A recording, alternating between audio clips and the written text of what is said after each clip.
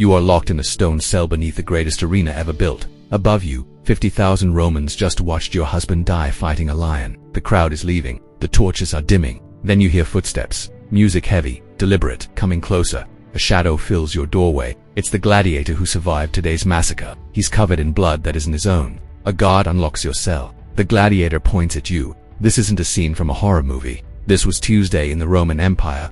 What I'm about to show you is the part of Roman history they don't teach in schools. The systematic state-sponsored nightmare that happened after the crowds went home. This isn't speculation. It's documented by Roman writers themselves. And the evidence is literally carved into music the walls beneath the Colosseum. If you stay until the end, you'll never look at ancient Rome the same way again. Hollywood has been lying to you about Gladiators music for decades. Gladiator, Spartacus. These films show you the blood and the combat, the honor and rebellion. What they don't show you is what happened in the hours after the games ended, when the public spectacle transformed into something far more sinister. I'm talking about a system so disturbing that modern historians created a new Latin term to describe it. Victoria Carnals, the carnal victory. Now, the Romans themselves never called it that because to them it wasn't even remarkable enough to need a special name. It was just normal. Here's what we know for certain. Music. Roman writers like Martial, Juvenal, and Seneca documented a world where conquered women were warehoused beneath arenas and distributed as prizes. Not metaphorically, literally handed out like rations to gladiators who performed well. The Roman state.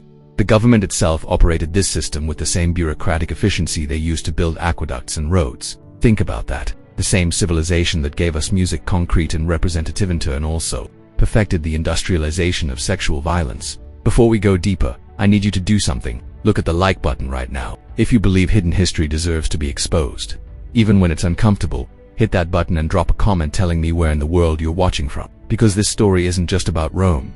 It's about what empires do music when no one's looking. Now, let's descend into the hyper music to understand what happened in To's underground chambers. You have to first understand how Rome turned human beings' music into inventory. This wasn't random cruelty. This was systematic dehumanization on an industrial scale. And it started the moment Roman legions conquered new territory. When Rome crushed a rebellion in Gaul or annihilated a city in Judea, they didn't just win a battle. They processed an entire population. It was like a factory assembly music line for human suffering men of military age sent to die in mines or arenas. Children sold to slave markets across the empire. Women designated as captiva war prizes belonging to the states. Here's where it gets truly chilling. Under Roman law, these people weren't legally human anymore. They were classified as res things property, the same legal category as furniture or livestock. A conquered woman had no more rights than a chair. You could do anything to her, and it wasn't even technically a crime, because you can't commit a crime against an object. But Rome didn't just dehumanize people through law, they dehumanized them through spectacle. The games weren't just entertainment, they were political theater music designed to psychologically dominate both the conquered and Rome's own citizens.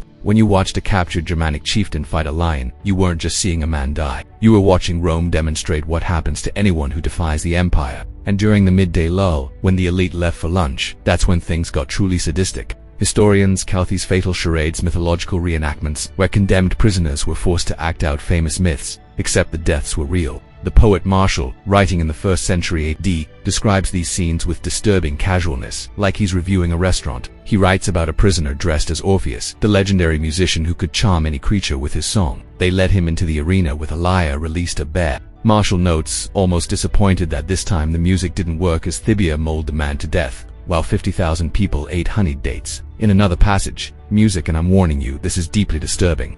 Martial describes a woman forced to reenact the myth of Pasiphae who mated with a sacred bull. For this prisoner, music, it meant being publicly assaulted by an animal in front of thousands of spectators until she died from her injuries. Read that again. The Roman state designed a system where human beings were raped to death by animals as lunchtime entertainment. This wasn't the sick fantasy of one mad emperor. This was decades of standard operating procedure. Senators brought their children to watch. The events were advertised on walls throughout the city. Vendors sold snacks. Martial himself notes that whatever myth tells us, the arena makes real. But here's the thing that should terrify you. He's writing this as a compliment. He's praising the efficiency of the system. This was the environment.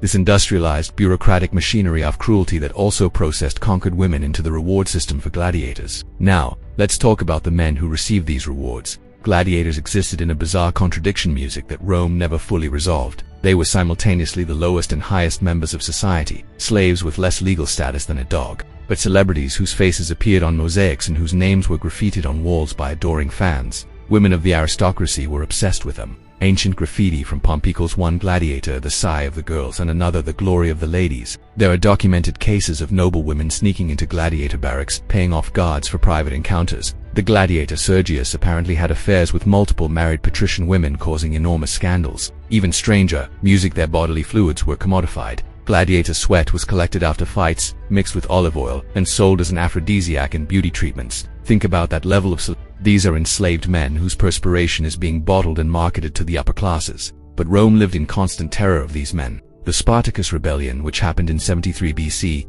was burned into Roman cultural memory. 78 gladiators had escaped. Music raised an army of 70,000 and nearly brought Rome to its knees. For 2 years, they humiliated legion after legion. When Rome finally crushed them, they crucified 6,000 survivors along the Iron Way, one body every 40 meters for 200 kilometers, a forest of crosses stretching from Rome to Capua. That trauma never left the Roman psyche. Every time a gladiator picked up a sword, every lanista who ran a gladiator school, every spectator in the stands, they all remembered that these men had once come terrifyingly close to burning Rome to the ground. So, how do you control incredibly dangerous, incredibly valuable men who have legitimate grievances in music, the combat skills to act on them? You use a combination of brutal punishment and calculate extra food rations, prize money, freedom after enough victories. But the sources hint at something else, something more primal: music access to conquered women. The documentation here is frustratingly scattered. Roman writers mention it in passing like it's too obvious to explain in detail. But when you piece together references from martial, juvenile, and later sources, a pattern emerges. After a particularly impressive victory, particularly during the major games funded by the emperor or wealthiest, gladiators who survived and fought well were given what ancient sources vaguely refer to as privileges of the victor. Modern historians, reading between the lines and cross-referencing with what we know about military rewards and slave management, believe this often meant access to female captives' music held beneath the arena. The process appears to have been chillingly bureaucratic. The gladiator would be brought down into music, the hypogyme, the vast underground network beneath the floor. Still wearing his armor, still covered in the blood and sand of the arena, a ludus official or an arena administrator would act as an escort. They'd walk through tunnels lit by oil lamps, past the animal cages and the mechanical lifts until they reached a specific section of holding cells. These weren't general prison cells. Archaeological evidence from various amphitheaters across the empire, Capua, Pompeii, even beneath the Colosseum itself, reveals small chambers with distinctive features: stone benches, iron rings anchored into walls at waist height and near the floor, doors that locked from the outside. Some rooms show evidence of chains permanently mounted to the architecture. The women held in these cells were called captivae damnati, condemned war captives. They'd already been processed through Rome's bureaucracy of conquest. Their names were recorded in ledgers by officials called a commentary who tracked state property. Each woman was assigned a number and a category based on her origin. Germanica, Britannica, the gladiator would be shown a row of cells. Some accounts suggest he could choose, others imply women were simply assigned, like equipment being checked out of a warehouse. Either way, a guard would unlock the designated cell, the woman would be brought out, or the gladiator would. These rooms are small, typically 10 to 15 music square meters. They're located in a separate section of the hyperge, away from animal cages and gladiator music-ready rooms. Their distinctive features are what make modern archaeologists uncomfortable. Stone benches line the walls, but unlike benches in other chambers, these are built at a specific height. Iron rings are anchored into the walls at multiple heights, some at floor level, some at waist height, some higher. The doors are heavy wood reinforced with iron anti-lock from the outside. The walls in several chambers show evidence of scratching, desperate fingernails trying to dig through solid stone.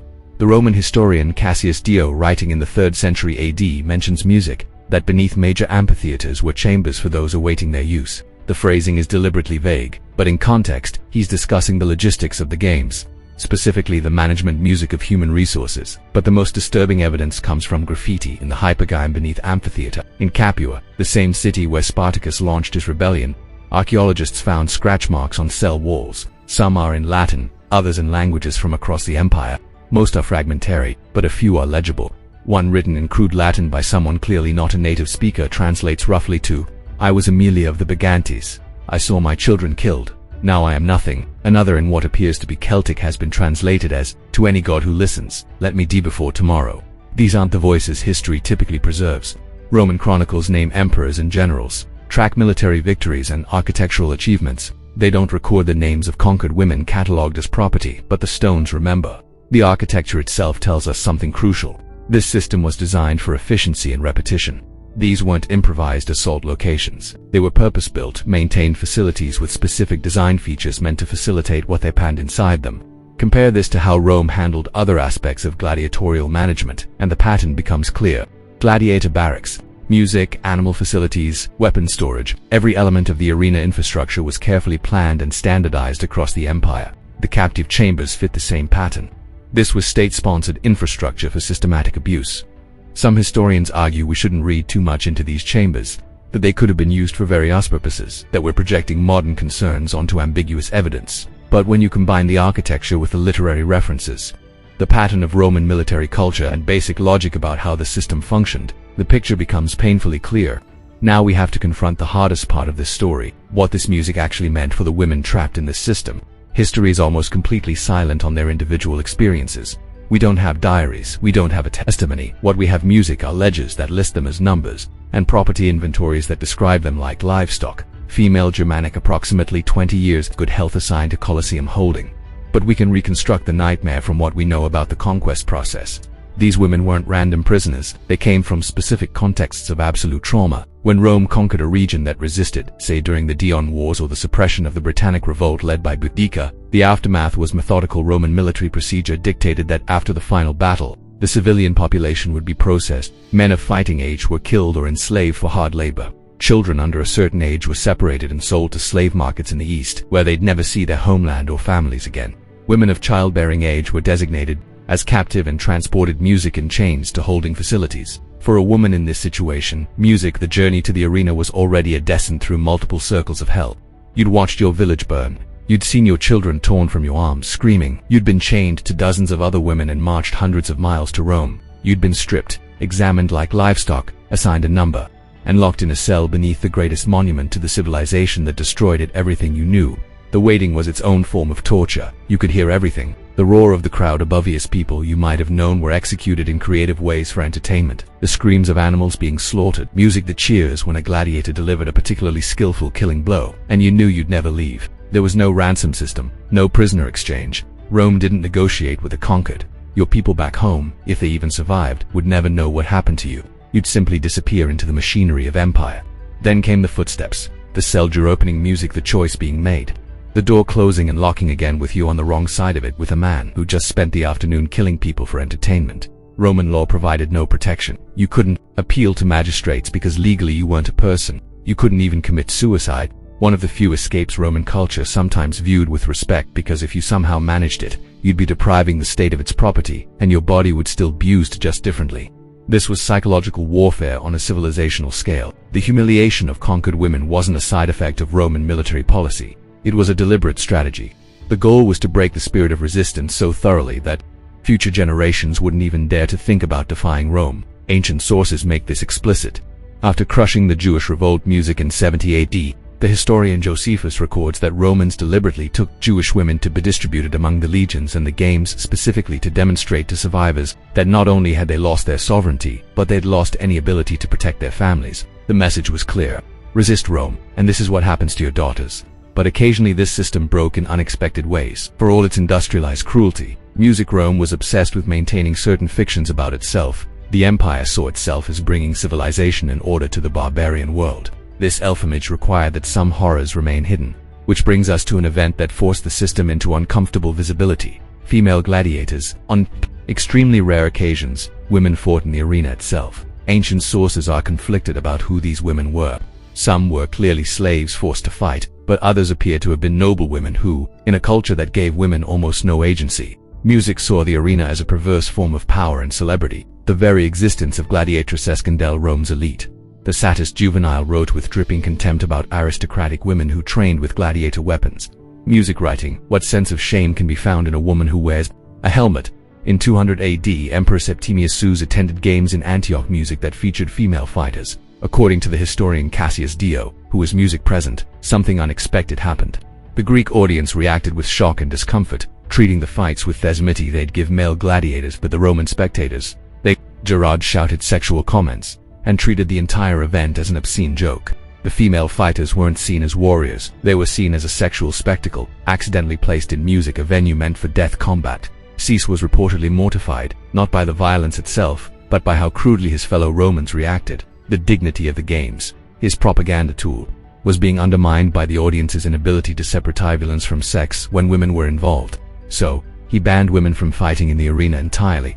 Think about what this tells us. The problem wasn't protecting women from violence. Female captivity was still being held in chambers beneath this very arena. The problem was that the violence had become too visible, too public in a way that made Rome's self-image uncomfortable. The emperor was fine with the abuse. He just wanted it to happen in the shadows where it belonged. The abuse didn't stop after Cyrus's ban, it just returned to the darkness of the hypergame where it had always primarily operated. Anyway, here's what should truly disturb you. This system didn't end with some moral awakening.